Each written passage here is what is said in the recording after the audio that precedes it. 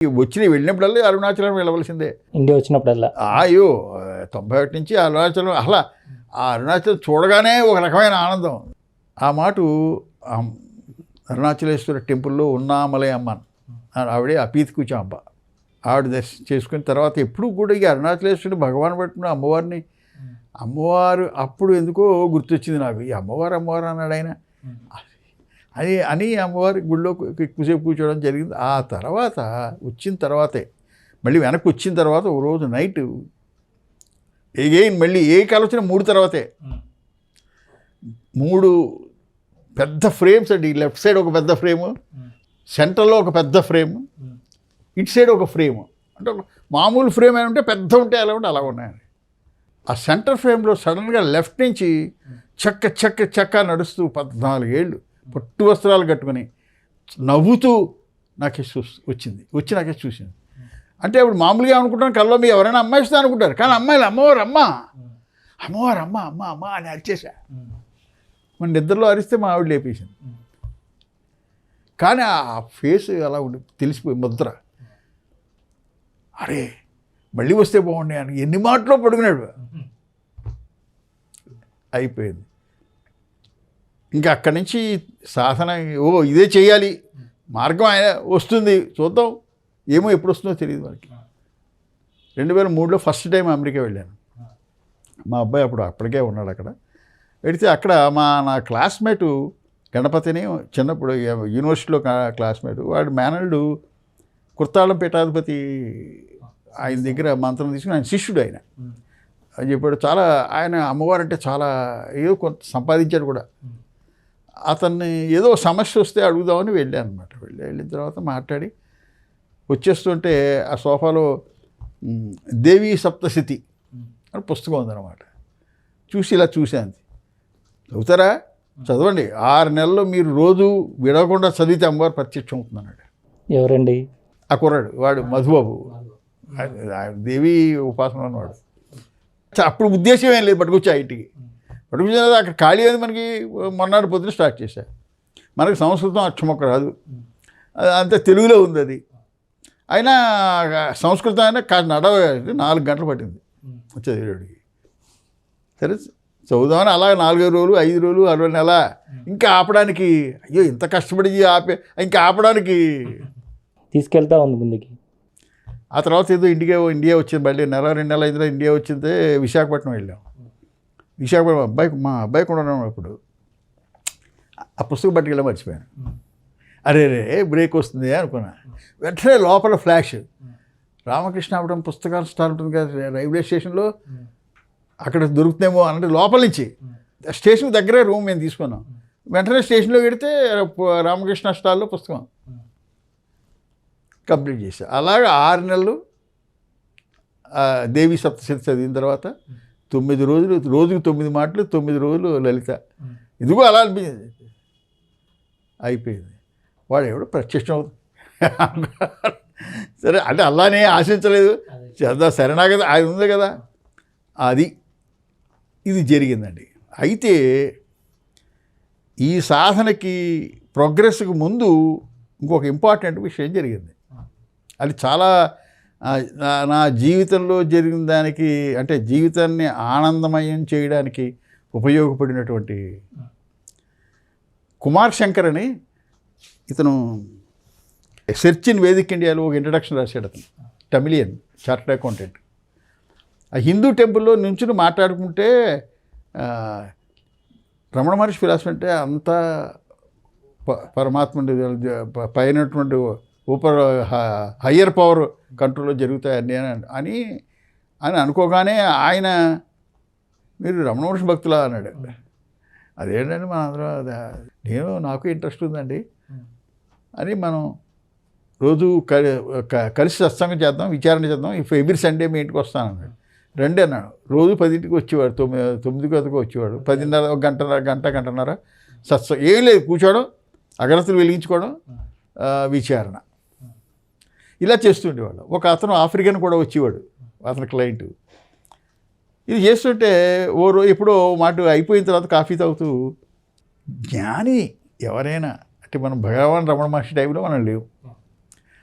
ఆత్మజ్ఞానాన్ని పొందిన వాళ్ళు ఎవరైనా ఉంటే మనం కలిస్తే బాగుండు. మనం అప్పుడు లేం కదా, ఉంటే ఎలా ఉండేదో. ఇప్పుడు అలాంటి వాళ్ళు ఎవరు లేరా, మనం కలవలేమా అని ఒక మాట డిస్కషన్. ఈ అయిపోయిన తర్వాత నేను ఇండియా వస్తూ బొంబాయిలో ఆగా. బొంబాయిలో మా బావమరిది ఉండేవాడు. ఇతను మెయిల్ పెట్టాడు, కుమార్ శంకర్, మనం అనుకున్నాం కదా మీరు జ్ఞాని బొంబాయిలో ఉన్నాడు, రమేష్ బల్సేకర్ నిసర్గదత్ మహారాజు డైరెక్ట్ డిసైపుల్, మీరు ఆయన కలవండి అన్నాడు. అనగానే వెంటనే నేను చేసి కొనుక్కుని ఫోన్ చేసి ఆయన ఇంటికి ఫోన్ చేశా. ఆయన ఫోన్ చేస్తే ఎవరో ఎత్తారు, ఆవిడ బల్సేకర్ జర్మనీ తీసుకెళ్ళారండి, ఎవరో జర్మనీ వెళ్ళారు అన్నాడు. అరే అనుకున్నా. కానీ మళ్ళీ రిటర్న్ వచ్చేటప్పుడు కూడా మళ్ళీ బొంబాయిలో ఎక్కాల ఫ్లైటు. సో బొంబాయిలో వచ్చినప్పుడు దొరికాను. ఇగో 20 మంది ఉంటారండి, నేనే ఇండియన్ని, నేను ఒక్కడే ఇండియన్ని, అందరూ ఫారినర్సే. వాళ్ళందరూ ఆయన కలవడం కోసం వచ్చి హోటల్స్లో దిగి ఆయనకు వచ్చి సత్సంగంలో అటెండ్ అయ్యి వెళ్ళిపోతుంటారు అనమాట. కేవలం ఆత్మజ్ఞానం గురించి తెలుసుకోవడం కోసం. అసలు అది ఏమిటి ఫిలాసఫీ నిసర్గదత్ మహారాజు అంటే అప్పటికే ఐఆమ్ దట్ అని నిసర్గదత్తది ఫేమస్ అయిపోయింది అది. సో ఆవేళ నన్ను హాట్ సీట్ అనేవారు, ఎందుకంటే ఆయన కూర్చుంటే ప్రశ్నలేసి టక్క వేస్తాడు చెప్పాడు. ముందు ఎవరో ప్రశ్న వేస్తే చెప్పాడు ఆయన. నాకు ఆశ్చర్యం వేసింది. అప్పుడు ఏమిటంటే నేను చిన్నప్పటి నుంచి నాకు జరిగినటువంటి ఒక ఆలంబన ఉంది కదా, మనుషుల్లో ఎవరూ లేరు. ఆయన ఒక స్టేట్మెంట్ చెప్పాడు, events happen, deeds are done, but there is no individual doer. ఇంతే. బుద్ధ అంటాడు, గౌతమ బుద్ధ అన్నాడు. Buddha, it is a statement. Buddha అంటే బుద్ధిజంలో జ్ఞానులందరినీ బుద్ధ అంటారు. It is a statement by a Buddha. Events happen, deeds are done, but there is no individual doer. So ఏమిటి దాని philosophy ఏంటంటే, ఒక కాన్సెప్ట్ అనుకో. ఇది first let us go into the details later, but I'm giving a concept అంటే ఒక proposal.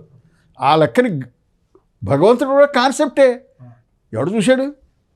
నువ్వు నమ్ముతున్నావు, చేస్తున్నావు, ఇట్స్ ఎ కాన్సెప్ట్. సో ఈ కాన్సెప్ట్ ఏంటంటే, everything happens according to the will of a higher power. మొత్తం ఏది జరిగినా ఆ అనంత చైతన్యం యొక్క శక్తి యొక్క దాని వల్ల జరుగుతుంది.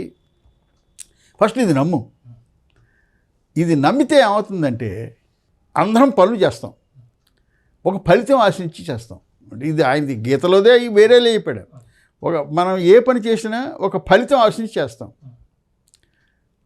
ఫలితం అన్ని మాటలు నువ్వు అనుకున్నట్టు వస్తుందా? లేదే. నువ్వు ఎన్ని మొక్కు, ఎన్ని పుణ్యక్షేత్రాలకు వెళ్ళు, ఎక్కడికి వెళ్ళు, ఎవడైనా నాకు ఒక్కడైనా చూపించు, ఎవడైనా వాడు అనుకున్నది అన్ని మాటలు జరిగిందని ఎవడే జరగట్లేదు. ఎందుకు అవ్వట్లేదు? నీవు చేసావు, కానీ అంటే అర్థం ఏమిటంటే దాన్ని ఎవరో అదృశ్య శక్తి కంట్రోల్ చేస్తుంది. ఆ అదృశ్య శక్తి ఏదో శక్తిను లేకపోతే దేవుడను భగవంతుడను నీ చేతిలో లేదు. ఇది ఫ్యాక్టే కదా. ఇది నువ్వు బిలీవ్ చేసావు. అయితే ఇది నమ్మావు అనుకో. ఇప్పుడు నిన్నే అనుకున్నావు, బ్యాక్ పాకెట్లో పర్సు పెట్టుకుని బస్సు ఎక్కావు. బస్సు దిగ్గానే చూసావు, అందులో 10,000 ఉంది, చూడగానే పర్సు పోయింది. మామూలుగా అయితే ఏం చేస్తావు? ఈ కాన్సెప్ట్ లేదు ముందు. అయ్యో నాకు బస్సు దిక్కాను, బ్యాక్ పాకెట్లో ఎందుకు పెట్టాను, అసలు ఆటోలో వెళ్తే కదా, ఎంత పిచ్చా, ఇప్పుడు ఎక్కిన తర్వాత చూసుకోవద్దా? నిన్ను నువ్వు నిందించుకుని నిస్పృహ గుర్తొచ్చినప్పుడల్లా బాధపడుతున్నావు. ఓకే, అలా కాదు. నీ వంట పట్టింది అనుకో, ఏది అంతా పరమాత్మ వల్ల జరుగుతోంది అన్న కాన్సెప్ట్ వంట పట్టింది అనుకో, వెంటనే ఓకే జరగవలసింది జరిగింది, అది దానివల్ల జరిగిపోయింది, అయిపోయింది. వెంటనే ఇప్పుడు ఏం చేయాలి? నేను నా కార్డులే ఉన్నాయి, కార్డులు వెంటనే బ్లాక్ చేయాలి, పోలీస్ కంప్లైంట్ ఇవ్వాలి, ఏం చేయాలో అది ఆలోచిస్తాను. అంటే అర్థం ఏంటంటే, ఏ దుర్ఘటన జరిగినా నీకు అది గుర్తొచ్చినప్పుడల్లా బాధిస్తుంది. ఒక తల్లికి ఒక బిడ్డ పోయింది అనుకోండి, ఎంత కష్టం అది. కానీ మత్తిచ్చి పడుకుంటే ఏముంది, మళ్ళీ మెలుకొస్తే గుర్తొచ్చినప్పుడల్లా బాధపడుతుంది. కానీ ఆ కొన్నేళ్ళు అయిన తర్వాత ఆవిడకి నవ్వుతూ చెబుతుంది అదే విషయం. అంటే అర్థం ఏంటనమాట, కాలం వల్ల కొంత తగ్గిపోతుంది అది. సో నీకు ఏ సంఘటన యొక్క దుష్ఫలితమైనా నువ్వు అది గుర్తొచ్చినప్పుడల్లా కొన్నాళ్ళు బాధపడుతుంది. అయితే నువ్వు చేయగలిగింది ఏమిటంటే, ఈ కాన్సెప్ట్ వల్ల నువ్వు మిగతా వాళ్ళందరికంటే వెంటనే బయటపడిపోతావు. ఎప్పుడైతే నువ్వు యాక్సెప్ట్ చేసావో, చేయడం వల్ల అయిపోయింది అనగానే ఇంకా నీకు అది గుర్తు రాదు ఎక్కువ. ఒక మాట వచ్చినా ఇంకా దాని పెయిన్ ఉండదు, నువ్వు ముందుకు వెళ్ళిపోతావు.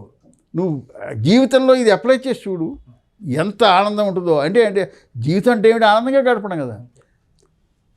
ఇది నేను జీవితంలో అసలు ఇంకా నిజమే, అది చాలా వంటపడి అది చెప్పగానే మన ఇదివరకే ఉండదు కదా.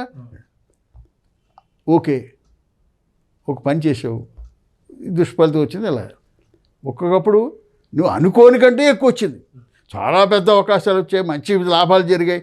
అది అక్కడ కూడా ఈ కాన్సెప్ట్ గుర్తుపెట్టుకో. ఏమిటది? అంతా ఆయన ఇచ్చింది. నేను చేశాను అనుకో, గర్వం పెరగానే నీకు అహంకారం పెరుగుతుంది.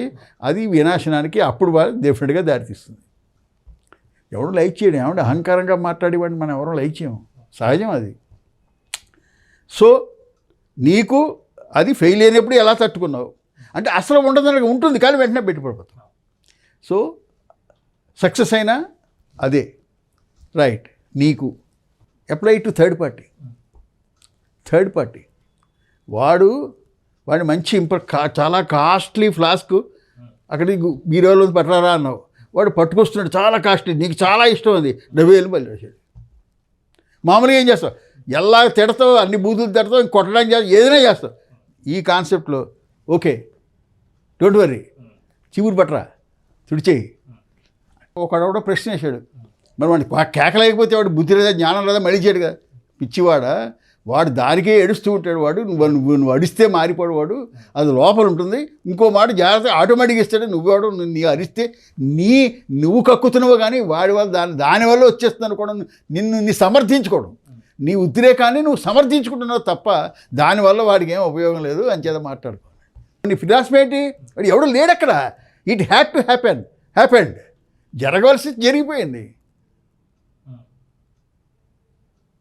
ఆ సిలువ వేసిన తర్వాత వాళ్ళని, O God please forgive them, they know not what they are doing అని క్రైస్తు మాటలకు అర్థం ఏమిటనుకుంటున్నావు? ఇదే. ఎంత గొప్ప జ్ఞానైనా వాడు గుర్తించేది ఏంటంటే వ్యక్తి లేడు, జరుగుతుంది అని. మీకు అక్కడ నిసర్గదత్ మహారాజు గారు ఈయన మొత్తం ఇదే ఆయన కాన్సెప్ట్ ఎక్స్ప్లెయిన్ చేశాడు. అయితే ఇంకా ప్రశ్న వచ్చింది, మరి దీనికి సైంటిఫిక్ ఎక్స్ప్లెనేషన్ అంటే నీ ఎందుకు నమ్మాలి? ఏదో దానివల్ల జరుగుతుందని. నువ్వు చేసే పని నువ్వు చేయట్లేదు అన్నదానికి శాస్త్రీయంగా ఏమిటిస్తావు? రైట్. నువ్వు ఏ పనైనా చేసినప్పుడు ఏం జరుగుతుంది? పని జరిగి ముందు ఆలోచన వస్తుంది. ఇదే అడిగాడు నన్ను, నీకు ఆలోచన వస్తుందా, నువ్వు తెచ్చుకుంటావా అన్నాడు. నాకు అప్పటి వరకు ఈ ప్రశ్న ఎప్పుడు ఆలోచించలేదు. ఒకప్పుడు వస్తుందో మాట తెచ్చు, నీ నెక్స్ట్ ఆలోచన ఏంటి అన్నాడు. ఏం తెచ్చుకోలేం కదా. ఆలోచనలు వస్తాయి అని చెప్పాడు. ఆలోచనలు వస్తాయి, తెచ్చుకోవడం కుదరదు. ఆలోచనలు నువ్వు తెచ్చుకోవడం అంటే నీకు దాని మీద కంట్రోల్ ఉన్నట్లు లెక్క.